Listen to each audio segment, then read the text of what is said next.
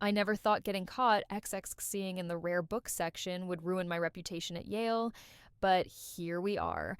I'm a 21-year-old literature student, and this is the story of how one Sunday afternoon in Sterling Memorial Library changed how everyone on campus saw me. Alex and I weren't dating. We were friends with benefits for about 2 months. He was a history major, 22, smart and funny.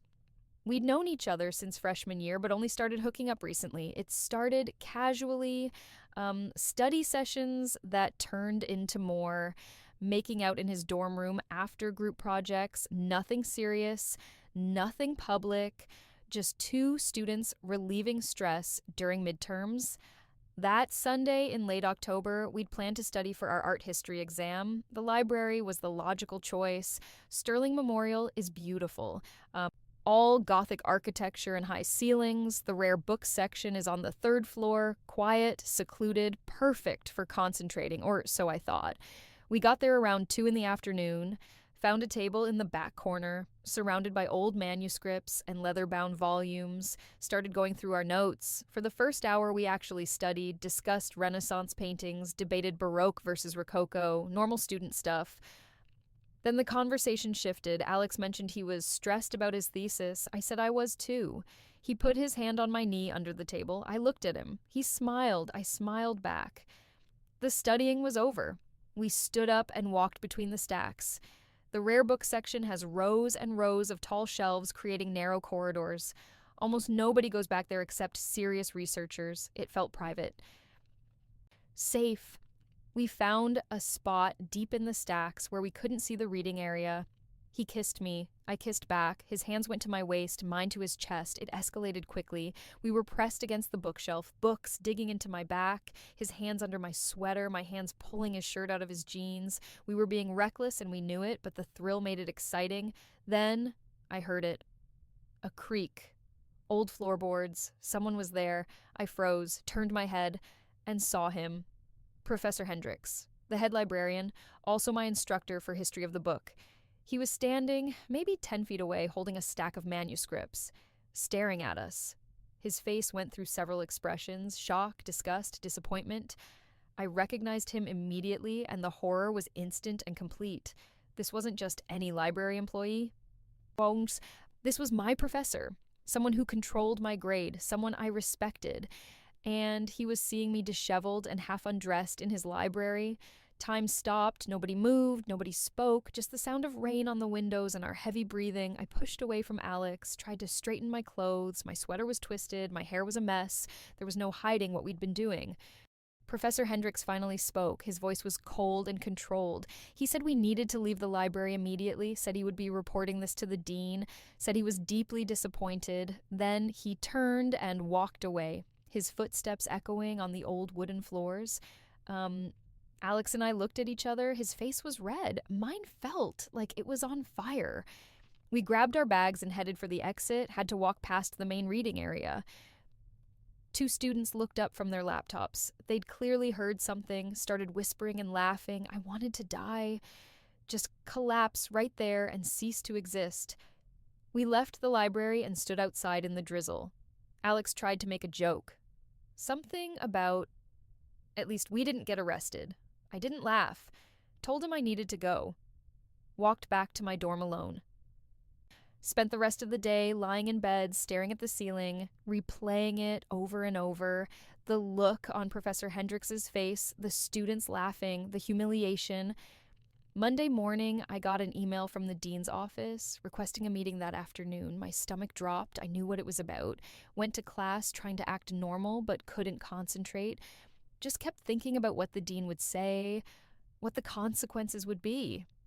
The meeting was awful. Dean Morrison sat across from me looking stern, said Professor Hendricks had filed a formal complaint, said my behavior was unacceptable, said the rare book section contained irreplaceable materials worth millions of dollars, said I'd shown complete disrespect for the library and the university. I apologized repeatedly, meant it, was genuinely sorry. He said I was receiving an official warning, said I was banned from the rare book section for the semester, said if there were any more incidents I'd face suspension. I nodded and left his office, feeling like I'd been hit by a truck. Alex got called in too. Got the same warning, the same ban. We texted briefly afterward, but the dynamic had changed. The fun was gone, replaced by shame and consequences. We stopped seeing each other, stopped studying together, barely spoke when we passed on campus. The worst part was the gossip. Yale is a small campus. Word travels fast. Someone posted about it in the student chat, didn't name us, but included enough details that people figured it out. Rare book section, Sunday afternoon, history and lit students. People started putting it together. Within days, everyone knew. I'd be walking to class and hear whispers, see people nudging each other and looking at me. One girl in my literature seminar asked me directly if it was true. I denied it, but she didn't believe me. The embarrassment was constant, inescapable. I started taking different routes to avoid certain buildings, started eating alone instead of in the dining hall. My world got smaller.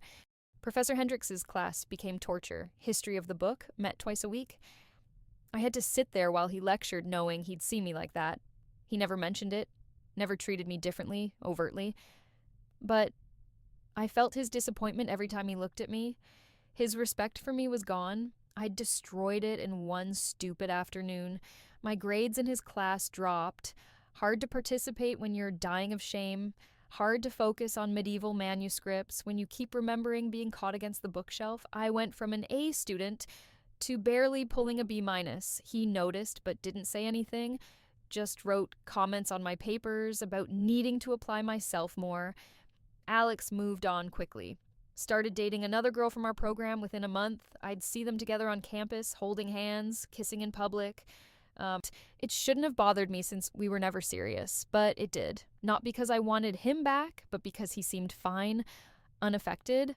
While I was still dealing with the fallout, 2 months after the incident, I finally got my library privileges fully restored, could go back to the rare book section. But I didn't. Couldn't bring myself to. Every time I thought about it, I felt sick, felt the shame wash over me again. So I studied elsewhere. Regular reading rooms, coffee shops, my dorm, anywhere but there. Friends tried to make me feel better, said everyone makes mistakes, said it would blow over. And eventually it did. Sort of. The gossip moved on to other scandals, other drama, but people still remembered, still made comments, still looked at me different. Spring semester was better. Professor Hendricks's class ended.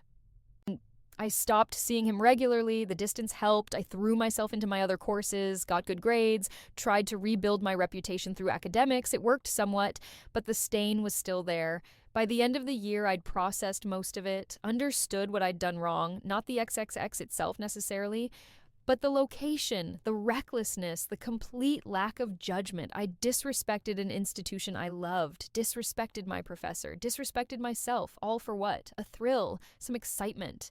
It wasn't worth it. The experience changed me, made me more careful, more aware of consequences, more thoughtful about my choices. I dated again, but differently, more privately, more maturely, never mixed my academic life with my personal life again, drew hard boundaries. Senior year, I took another class with Professor Hendricks. Had to for my major, was terrified, but he acted like nothing had happened. Professional, distant, but fair. I worked harder in that class than any other, got an A, felt like maybe I'd redeemed myself slightly. At graduation, he shook my hand and congratulated me. Didn't mention the incident. But we both remembered, now I'm 23, graduated with honors. Starting grad school in the fall at a different university, fresh start, nobody there knows about the library, nobody there has that image of me. I can be someone new, someone who makes better choices, but I haven't forgotten. Still think about it sometimes, still feel the shame when I walk into libraries, still check to make sure I'm truly alone before letting my guard down. Some mistakes leave permanent marks. This was one of mine. The lesson I learned is simple but hard. Passion has its place. But that place isn't a university library surrounded by priceless books with your professor nearby. Some boundaries exist for good reasons, some rules shouldn't be broken, and some thrills cost more than they're worth.